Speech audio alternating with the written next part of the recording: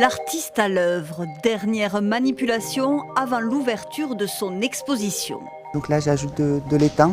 Dès que deux métaux sont en contact, il se crée un potentiel électrique et le moins noble va vieillir en accéléré. Donc là, les sculptures sont composées de bronze, d'étain, de laiton et de petits morceaux d'argent.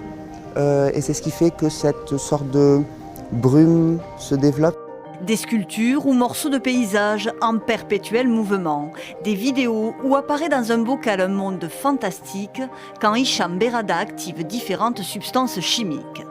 Et c'est l'idée simplement de remplacer la connaissance qu'un peintre pourrait avoir de la peinture sur toile, de ses pigments, de ses pinceaux, par la connaissance du monde physique, chimique.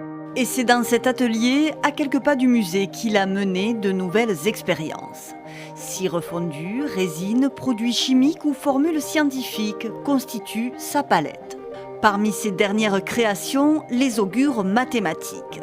Hicham Berrada manipule des équations à partir desquelles la science définit certaines formes de la nature, nuages, lichens, racines.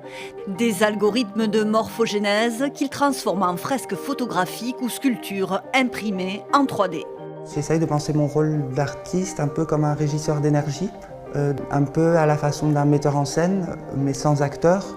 Ce qui est montré, c'est la nature elle-même, et moi j'ai simplement sculpté des paramètres, jamais la forme.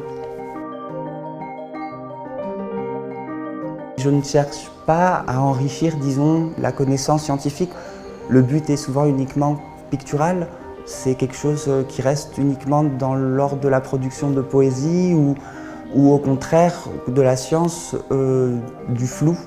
Hicham Berrada détient en tout cas la formule magique, celle qui permet à l'imagination de voguer au gré des paysages qu'il génère.